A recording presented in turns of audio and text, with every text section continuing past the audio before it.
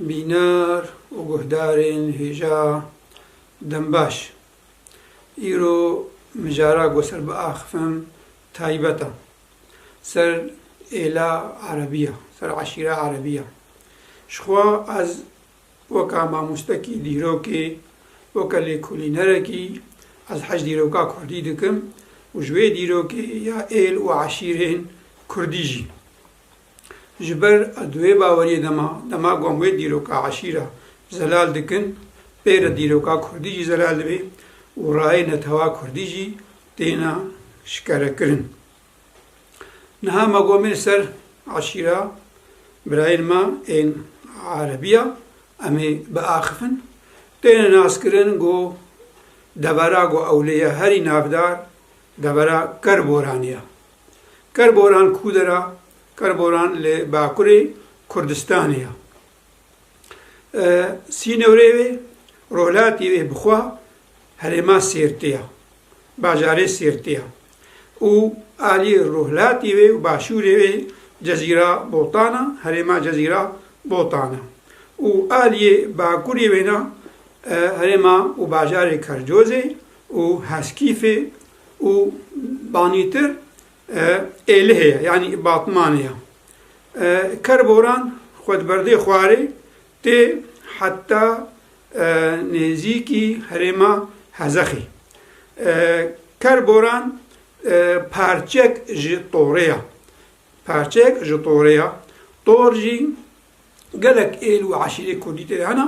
û tor jî gelek mezin e jî. Sînewrê jî dikine heta Êlihê, Heskîfê, Kercoz dike heta Midyadê û heta Mêrdînê û digihê nêzîkî Bakurê Qamişlo û Amûdê. Kerboran parçeyek ji wan ye. Hêjano dema got em dibêjin eşîra Erebiya navê Erebo bavkê wa yê herî navdar got pê hatî navkirin tê bîra min hû. Erebo xwe gotinek Kurdî ye, neş ti ziman e. Erebo çima carna navê Erebol Kurda tê kirin û niha em zanin got nav malbatê me Kurdî de ser asta xaknîgariya Kurdistanê te gelek malbat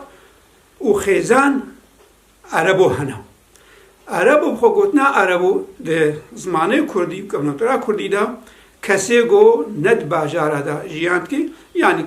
kesekî gul gunda bê, kesekî gul çola bê bêjinê Erebo ji ber em zanin jêdereka me ya serek heye Pertûka Dyakonov Êrosî wextê got ser dewleta Millî diaxive dibêje mîdiyê got ne li bajara yanî bi taybet diyar bikim li herêma Kerkûkê. Li herêma Kerkûkê mîdiya digotewa Erebo. Ew xwe jî Kurdin û mîdîna lê navê wa cem çanda Kurdî zimanê Kurdî de Erebo ye û heta navê Kerkûkê jî em zanibin xort pê gotina Erebo navê Arabka ye yan Arabxa ye. û dema bê Arabka yan Arabxa ne yanî neteweka diye ne yanî birayê me ya Ereb in ne. Veca navê birayê me ya Ereb jî li wa bû Erebo ji ber ew jî hûn zanin got peyabaniyê di Sehrayê de bûn. Yanî herêma Mezopotamya Seê û li rohata navîn kesê got ne di bajara de digotinewa Erebo xuyaye bêje ev bavkê me Erebo jî wextê got çû herêma Kerboranê û beriya wê ne herêma Basiqlakê hevil xuyaya got biyanî bû ev paşnavê Erebo lê kirin. Ev xwe navê wî ne ne Erebo navê bije. Navê ne Mihemed e. Niha em ê diyar kirin got çawa ew herêm bû Erebo yanî bû Erebiyan yani Erebiyan û Erebo ji Kûdê hatiye. Ji xwe dîrokin carna dibêjin jêderin hene wextê got me lêkolîn dike rayê vê eşîra Erebiya gelek dûr in weke çi eşîrê me yê Kurdî heye rayê dûr in bi netewa Kurdî ve girêdayî yanî netewa Kurdî çê bû tê de eşîrtî şê bû. Wextên hez de me behsa eşîrê dikim ji xwe ne ji ber xatir cida perestiyê ez behsa eşîrtî dikim ne ez meynima eşîrtî wextê got bi rastiya wê werê bi kar anîn lingekî xwerte stûneka xwerte di avakirina netewa Kurdî de xwezî bê ji dawerî eşîrtî werê meşandin dibê di rojhilatê Kurdistanê herêma Serdeştê yan Zerdeştê û و هەرێما شنووادا بابکێ مەیە بەریا عەرەب و لێ هەرێمێ بووم کۆچبەر بوونە هاتنە شنگالێ هەرێما مووسل و هەرێما مووسلجی کۆچبەر بوونە ژناکوکیە سەدەما بەرێ خۆدایە باکوور عەرەب و دەستپێکا بۆ چووی باکوورێ کوردستانی چووە جەم میرەکەی جەزیرا بۆتا چ ساڵەیە ji sala 1300 میرەکەی جەزیرا بۆتە ئەمزانم گۆژامێرە ئازیزانە بەختینە ژوێ دەبێمێرە خویاتکێ خۆرتەکی چالاکە بوو میرەکەی جەزیرا بۆتاژی قەدرێوی گرت کەتە ناو مالاوی نادەم کار و خەبات دکرد چاوە جەزیرا بۆتا چوو هەرێما کەربۆرانیان هەرێما باسقڵی کێڤل دبێ جارێکێ تالان ji باشوور یان ji aliyê me Rojava bi ser mîrekê zira bota da çûn ew êrîş malê wî malê mîrek talan kirin pazê wî û malê wî ne dibê Erebo hespa mîrek derxist ji govê û bi tena xweda peywana û ji mîrek wê qey talanî wî neçûn mezên gova talanî wî ne wê vegerahana kê vegeran kê nevegerandiya Erebo nabêjin vegerandiya mîrek mezên gova hespayî gelek xwe hidaya çi bela xwe danawiya yanî baziya şikeret bê bê Erebo talan vegerana kêfa mîrek gelekî jîretê dibêjin dibê mîrek û em ê gozê keça xwe dimete bezavayê min Erebo hingî wilo şanaz bû serbilindayî bû heş kesayeta xwe dikir nedixwest bikevî ber mineta da goxtê wezbime zavayî nexwe wê weke minetekê ilmikê û got ev qenciya ham kiriye mij kesayeta xwe ji bawerî xwe kiriye min ne ji ber xatê got keça xwe bidê min bê mîrek lê wilhanekî pêstûrî lê kir got keça xwe bidê ew ê qîma xwe neanî ji cem mîrekê bota rê girt çû herêma basiqlê kêvil li wê dê jî kete nav pismamê xwe ê basiqlê kêvil da cihê wî jî hate naskirin kesekî mêrxas bû wextê got mal wê derê da dibê jîhat bûnayî nêzik bûna wî ne ji mezinê basiql re heneka çavraşî dayê da xwestin nîqekê bigine skurayî nada ji bo mezinê basiqla berdiyê da gotin çi got heşa têkilî niqaba wî bikeça tere hene mezinê basiqla du kurê xwe lê kirin meselet nas kirin got kesekî paqija kesekî nebîringî heye heş xwe kiriye bi namûsa lewra vêca xelata wî ne keça xwe dayê da navê keça wî kulîlkê bû dema keça xwe dayê da Erebo jî xwest bi serê xwe jiyan bike dibê berê xwe da herêma kerboran û li herêma kerboranê li wê derê gund ji xwe re ava kir û heft kur û keçeka wî ji kulîlkê çêbûn wextê heft kur û keçeka wî çêbûn kulîlkê her kurekî xwe berî wî da deverekî û gundek ava kir ji wana kureyî Mirat Zengan ava kir û Abdurrehman îzar ava kir Xelîl Xelîle ava kir Qasım Bamir ava kir Şerîf Şemsê Cafer Gêrê Mico Çêlik ava kir îdî ew her heft bajar bûne sih û sê bajar bê mezinekî êla eşîra Xurîsya hebû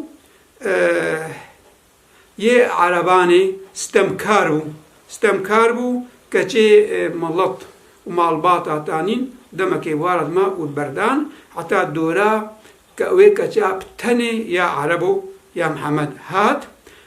dibê bû mutalaje çirê keça xwe diye û namûsa wê jî bişkîne weke wa keçê got beriya keçika wî ne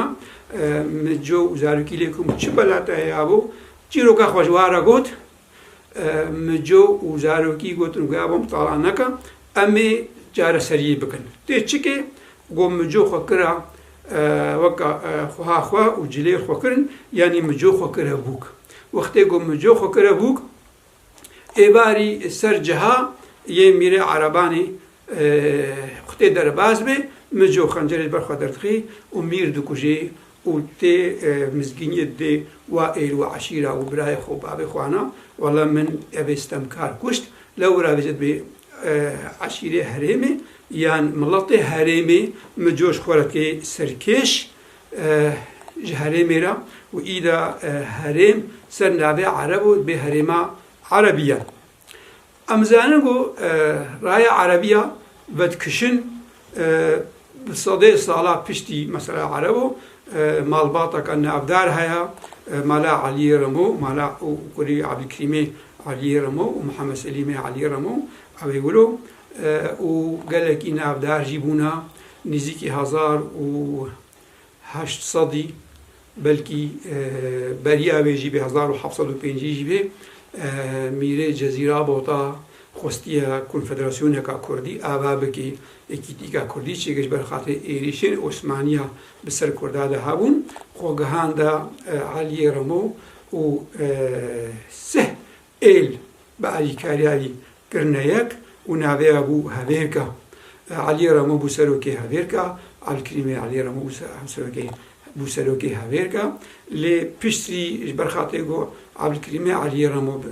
بدروي عثمانية تدرها وسطها عثمانية درب لي خستن قال لك جيروك هنا ياك جوانات بي وقت يقو أفسري عثماني دبر جيلك عرشو شوا على كلمة علي رمو عربي أبو جيلك يبو بوسروكي حبيركا دبر وقت يقو تشو وخرجا جندو عشيرة حموا بيربو بستمكاريج ملطستا وعثمانية بكتا بيشيدا و أو خرج واسطة والملط لبا كرديسا بيشتي أفسر دشي فرمانا عثمانية تسري على الكريمي رمو وقال لك مع البطا بيناجي سورغوند بن نفيد بن تينا شنغالي وقال لك جوانا الشنغالي المينن بيشتي على الكريمي رمو قال لك عشيري مي تركي تش خريستيان بن تش إزدي بن وتش كردي مي سني بن دبنا سروكي حبيركا جوانا ايه كمين مالا حسين سرحان مالا سرحين دبنا سروكي حبيركا وكي دي وجبت مالا عزيم جبت ابراهيم حنوش شمعوني حني حيدو مالا واناجي وقالك مال باطي مالا جيلوجي مالا جيلوجي دبنا سروكي حبيركا عشيرة حبيركات منها حتى أقولتي مع حاجة وبشتي عليك بطي أبابتي كيمي دي تركيا كنجي مالا عبد الكريم رمو فرمانتي سريوا بهتر دماغو جزيرة بوطا ميرك إيدش كهن پشتی یزدان شیر 1850 فرمانتی سریواناجی و عشیر ایدت شه بدربه گران عثمانیان عربیه گله گند آبا کرنا مگو سهوسی او دست پیکایناو پشترا بونا بصداجی للولات كردستاني الباشوري كردستاني شوال الباكور بهتر هاري مصدر الباكورن وللولات كردستاني ام كارن بيجن الجندي باكوري كردستاني ديوان هيا حتى نازكي شاصد ماليا وخليلا وقرماف سوسوا زرنگا آمارا هردوخ ديرهاوي كانيميري گندك گهرش جفان گیره باشود هردوخ لیان کربوران درجه بیرکوانی چیلک و کمگوتی گرمارو علقمش گرا جعفر مشتی قال گنده دی ترکی جهانا نكا حوا بهجمر بالأمزان هذا الرجاء كردستاني حتى بسريكانية جندي باقي مي عشيرة عربية هي هنا أو عشيرة عربية جي دبقاتي قال لك عشيرة مينا خليلة مينا تشيدكا مينا ليانا مينا بوتكا مينا قلم وشمخالكيا قال لك عشيرة قال لك باش شاخ جبي عشيرة عربية هنا خانا باركيش يقو ام بيجن عشيرة عربية نرخي جنيجي قرتيا جناوانا سلطانا سرحين هبجينا عبد الكريم علي رمو قال لك جيبي هو وعبد الكريم علي رمو الشيبراوي اللي هدستان وكي تركي عشيرة عربية اللي تشيلكا كم صالكي بوب سلوكاتيا لا آغا يا جن ويا ديوانجي وقندي ديوان بيروزي أو جي جنبو وسروكا عشيري نها مخابن أو قندي ما شو تشيلكا سر الله مظنة وتشيلكا مخابن البر سدا بندابا السوا يا قبر تهلوكي وكبيجي برشونيا لو لا بيجي قندي تشيلكا نها والد بي جبو نكبي بن عويدا خالنا ديجي عشيرة عربية يا بالكيش الخشينينها قصرا علي باز هيا وش كم زانقو هريما خشينية باب كيما يقولون قشم خالكينا ليرنا قولن قابون الخشينية بون علي بدراننا وشو أم زان يقولوا كلهم كي بشوفيني قانا حتى تلعلوجي حتى ببيلغا خل سرقري تلعلو هلداون وشو عشيرة منها بشي عشيرة شاخي بعشيرة عربية جديركي هنها برجع دقون هذا الباجة على هذا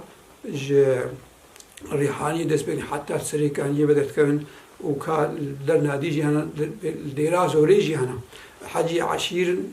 ما كردينا شاونا تواكل بلاغ والسخاء كردستاني عشير جيولو بلاغونا شواونا تواكل هذا كاوي خورت بيج آلين لتويبا دهابونا با عشير ما كرديدا يكا ديجي محمد سليم آغا حسن علي خنجر او جسترانه كي سرد بيجي دماغو قائم قامي سيرتي وشو ام بين تشيروك نامان بي حتى عربيه برياغو عربو هاري كربوران بافكيوي جعفر هاري ما سيرتي وبيجي قندك الهبا كربو ابجي خالك اللي تشقى راستيا باجي دراها جانا لي كلنا بالفراتر جلبي مقو حسن علي خنجر سترانه كتابه يسر محمد سليمي علي رمو آغا وشاوة دماغو عثمانية فرماناوي أحمد آنين وسيرتي آنين وشاوة دستي كرنا قيدادا وبرن عبيد زنداني دا وكي تركيجي أمزان ميرام خانجي دنگ بيجا ميا هيجا أوجي للجيلكي شان صارك درباس كريا وقتيقو شكون ميرام خانجي وك آغاهي كالسر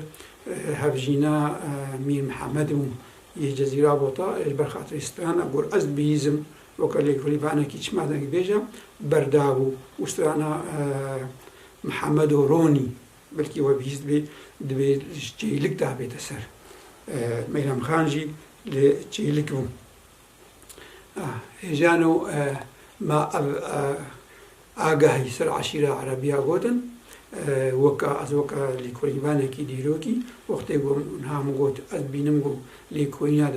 دبن سها در خستنا رايا عشيرة دا كذي خزمتا خوارد كرنا هستي نتبيا كل وقتي عشيرتي براست وبقنجي ولي بيك أني لو راجع وكا ديروك ناسكي قالك عشيرة جملي كولين كريا وياك جوانا عشيرة عربية جي أم سباسيا وقهداريا وتكن